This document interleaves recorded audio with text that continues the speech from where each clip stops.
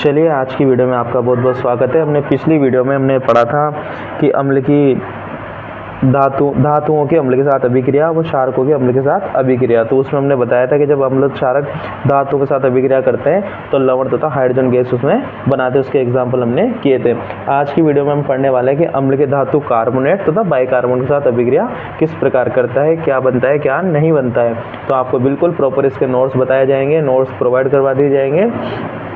तो चलिए वीडियो में आगे बढ़ते हैं। यहाँ अम्ल की धातु कार्बोनेट के साथ, अब ये दो टॉपिक हो गए, अम्ल की धातु कार्बोनेट तथा बाइकार्बोनेट के साथ अभिक्रिया क्या, ठीक है। तो इनको अपन अलग अलग पढ़ेंगे, पहले कार्बोनेट के साथ पढ़ेंगे, फिर बाइकार्बोनेट के साथ हम इसमें पढ़ेंगे क्या।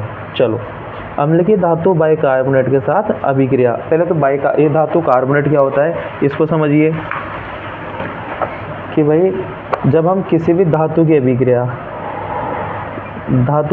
कार्बोनेट आयन से करवाते हैं, किससे करवाते हैं, कार्बोनेट आयन से अभिक्रिया करवाते हैं, तो अपने पास क्या बनता है, धातु कार्बोनेट अपन को यहाँ पे प्राप्त होता है क्या। धातु को ऐसे जैसे कि जिंक ले लिया, उसकी अभिक्रिया अपन ने कार्बोनेट आयन से करा दी, ये -2 हो गया, ये +2 हो गया, क्या बन जाएगा, यहाँ से 2 से 2 कट हो जाएगा, ZnCO3। जैसे कि यहाँ पे अपन ने सोडियम ले लिया, कार्बोनेट आयन, ये कार्बोनेट होता है, ठीक है, ये प्लस, तो ये यहाँ से 1 और ये 2, क्या बन जाएगा, Na2CO3।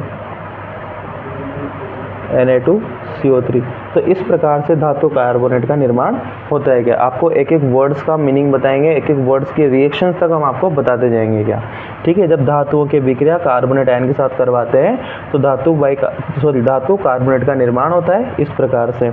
और जब इसमें हाइड्रोजन ऐड हो जाएगा, जैसे कि जब हम धातुओं की अभिक्रिया किससे कराएंगे, बाइकार्बोनेट से,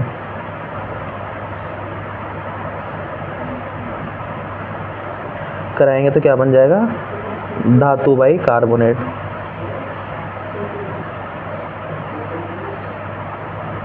धातु बाइकार्बोनेट अपने पास प्राप्त होता है। धातु आप सोडियम ले लीजिए और बाइकार्बोनेट आयन क्या होता है, HCO3-। तो देखिए इस पर प्लस चार्ज आता है, दोनों आपस में कट जाएंगे, क्या बन जाएगा, NaHCO3। क्या बन गया अपने पास, सोडियम बाइकार्बोनेट बन गया। इसके अलावा अपन और ले सकते हैं, जिंक लिया, जिंक की अभिक्रिया आप करा दो HCO3 से, ये माइनस, ये +2, तो ये 2 और ये 1, क्या बन जाएगा, ZnH। देखिए जिंक पे आता है +2, इस पे आता है माइनस, तो ये जिंक का +2, इस पे HCO3-, ये 2, ये 1, क्या बन जाएगा, यहाँ पे जिंक एक आएगा अपने पास, HCO3 है, यहाँ पे 2 लगाना है, तो इसको कोष्टक में लगेंगे यहाँ पे। ये कैसे बना आप हमारे बेसिक वीडियो में जाके देख सकते हैं कि हमने वहाँ पे अच्छे से इसको बता रखा है कि भाई किसी भी सूत्र का निर्माण किस प्रकार से अपन करते हैं। तो ये क्या बन गया, जिंक बाइकार्बोनेट। इसी प्रकार से आप धातु कार्बोनेट और बाइकार्बोनेट के बारे में समझ गए होंगे। अब आपको रिएक्शन में कोई प्रॉब्लम नहीं आएगी, आई होप।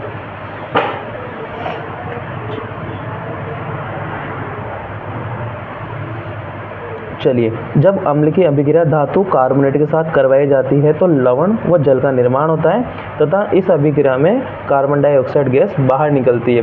सपोज देन आप ये 3 लाइनों को भूल गए क्या, तो इन 3 लाइनों का सॉल्यूशन अपन ने एक ही लाइन में बता दिया है यहाँ पे, ठीक है। आपको नोट्स में बिल्कुल शॉर्ट नोट्स भी दिए जाएंगे, लॉन्ग नोट्स भी आपको दिए जाएंगे। देखो ये सब भूल गए आप, अब इसको याद रख लो बस कि भाई जब अम्ल की अभिक्रिया धातु कार्बोनेट के साथ करवाई जाती है तो लवण बनता है, क्या बनता है, लवण बनता है तथा इस अभिक्रिया में जल तथा कार्बन डाइऑक्साइड गैस बाहर निकलती है। हो गया, 3 लाइनों को एक लाइन में याद कर लो, अम्ल प्लस धातु कार्बोनेट क्या बनेगा, लवण जल और कार्बन डाइऑक्साइड गैस बाहर। अम्ल की अभिक्रिया धातु कार्बोनेट के साथ करवाई जाती है तो लवण तथा इसमें जल और कार्बन डाइऑक्साइड गैस बाहर निकलती है। यहाँ पे अम्ल ले लिया अपन ने, H2SO4, किससे कराई अभिक्रिया, सोडियम कार्बोनेट से। अब ये कैसे बनता है, अभी जस्ट अपने समझ के आगे कि भाई कार्बोनेट आयन कैसे बनते हैं या कार्बोनेट कैसे बनते हैं, इसकी अभिक्रिया करवाई तो ये बना, फिर इसमें जल और कार्बन डाइऑक्साइड गैस बाहर निकले। इसको और अच्छे से मैं आपको डिटेल बताता हूँ। पहले तो इसको याद कैसे रख सकते हैं इन पूरे को कि भाई अम्ल की अभिक्रिया धातु कार्बन के साथ करवाते हैं तो लवण बनता है, जल तथा कार्बन डाइऑक्साइड गैस बाहर निकलती है। तो अम्ल लिया इसने H2SO4, प्लस सोडियम कार्बोनेट, इसकी अभिक्रिया करें। सबसे पहले वो क्या कह रहा है कि इसमें जल और कार्बन डाइऑक्साइड गैस बाहर निकाल दो।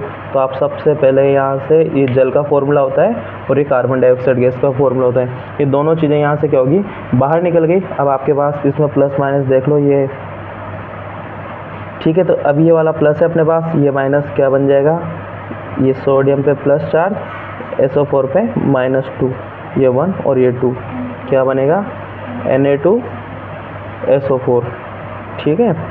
ये Na2SO4 आपके पास यहाँ पे बन जाएगा, ठीक है। इस प्रकार से आपकी रिएक्शन कंप्लीट हो जाएगी। आप इसको देख लेना, कहीं संतुलित हो तो कोई दिक्कत नहीं है, संतुलित नहीं हो तो आपको इस अभिक्रिया को संतुलित भी करना है। अभिक्रियाओं को कैसे संतुलित करते हैं हमने आपको पूर्व बेसिक में समझा रखा है कि आप पिछली वीडियो उसको जाके देख लीजिएगा। आप कोई भी वीडियो डायरेक्ट मत देखिए, आप बिल्कुल स्टार्टिंग से देखते आइए अगर आप हमारे वीडियो पे नए आए हो तो। बाकी जो रेगुलर देख रहे हैं वो देखते रहिए, उनको कोई भी समस्या नहीं आएगी करंट वीडियो में। क्या चलिए फिर इसके वीडियो, इस अभिक्रियाओं के नीचे इनको नाम लिखने होते हैं। जैसे कि इसका नाम क्या है, सल्फ्यूरिक एसिड। अगर आपको पूरे मार्क्स लाने हैं तो इसका नाम सोडियम कार्बोनेट है, सोडियम सल्फेट है, जल और कार्बन डाइऑक्साइड इसका नाम है। क्या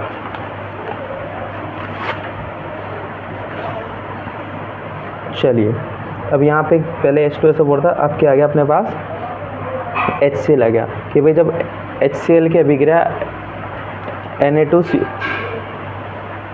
Na2CO3 सोडियम कार्बोनेट के साथ करवाएंगे तो क्या बनेगा अपने पास, सोडियम क्लोराइड, जल व कार्बन डाइऑक्साइड गैस बाहर निकल जाएगी। कैसे, इन दोनों रिएक्शंस को करके देख लेते हैं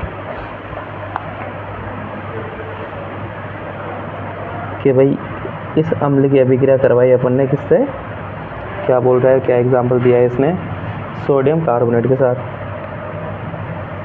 Na2CO3। सबसे पहले क्या कह रखा है कि जब धातुओं के जब अम्लों की अभिक्रिया धातु कार्बोनेट के साथ करवाई जाती है तो इस अभिक्रिया में लवण बनेगा, तथा इस अभिक्रिया में कौन कौन से गैसें बाहर निकल रही हैं, यहाँ पे आपके पास एक तो कार्बन डाइऑक्साइड गैस बाहर निकलती है और इस अभिक्रिया में आपके पास कुछ मात्रा में जल बाहर निकलता है। तो इन दोनों में से ये चीज़ें चली गई। अब क्या बचेगा, ये प्लस और ये माइनस, क्या बन जाएगा आपके पास यहाँ पे NaCl। इनको संतुलित कर देना, यहाँ पे 2 है तो आप यहाँ पे 2 लगा दो, ठीक है। इससे क्लोरीन इफेक्टेड हुआ तो यहाँ पे 2 लगा दो, बाकी पूरी रिएक्शन संतुलित है। ये 2 ऑक्सीजन और 3 ऑक्सीजन, 3 ऑक्सीजन हो गए, 1 कार्बन 2 हाइड्रोजन, यहाँ पे पूरी अभिक्रिया आपकी कंप्लीट है। अगला एग्जांपल है इसमें HCl की अभिक्रिया जिंक कार्बोनेट के साथ। ये HCl की अभिक्रिया जिंक कार्बोनेट के साथ।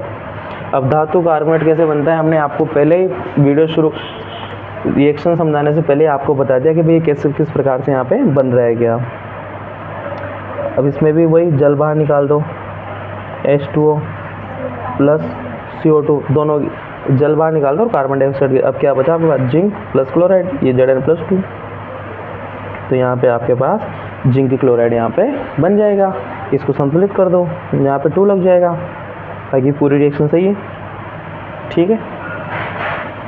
इनके नीचे इन सभी को आपके पास नाम होनी चाहिए। क्या जब भी एग्जामिनर आपको पूरे में से पूरे मार्क्स देगा। तो ये थी आपकी अम्ल की धातु कार्बोनेट के साथ अभिक्रिया। अब इसके बाद आ रही है अपने अम्ल की धातु बाइकार्बोनेट के साथ अभिक्रिया। जब अम्ल की अभिक्रिया धातु बाइकार्बोनेट के साथ करवाया जाए, बाइकार्बोनेट कैसे बनता है हमने आपको पहले ही बता दिया, के साथ करवाई जाती है तो लवण व जल का निर्माण होता है, तथा इस अभिक्रिया में भी क्या हो रहा है, कार्बन डाइऑक्साइड गैस बाहर निकल रही है। दोनों सेम रिएक्शन है, कोई चेंजेस नहीं है, बस आपको एग्जाम्पल ध्यान रखना है। ये आपके पास इंपॉर्टेंट एग्जाम्पल है, जिसको विशेष रूप से ध्यान रखना कि भाई जब अम्ल की अभिक्रिया धातु बाइकार्बोनेट कैसे बनता है हमने आपको पहले बता दिया। सोडियम बाइकार्बोनेट का निर्माण करवा के यहाँ से सबसे पहले आप जल को बाहर निकालो, कार्बन डाइऑक्साइड गैस बाहर निकालोगे, ठीक है। अब देखो जब इसकी अभिक्रिया इससे करवाएंगे तो जल और कार्बन डाइऑक्साइड गैस बाहर निकल गया। अब यहाँ पे Na बचता है आपके पास, यहाँ पे Cl, तो क्या बन जाएगा आपके पास, सोडियम क्लोराइड यहाँ पे आपके पास बन जाएगा। आई होप आपको दोनों रिएक्शन टॉपिक वाइज अच्छे से समझ में आई होंगी।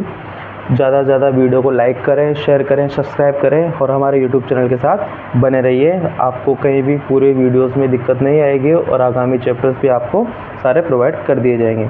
इस वीडियो में इतना ही, बाकी नेक्स्ट वीडियो में। धन्यवाद।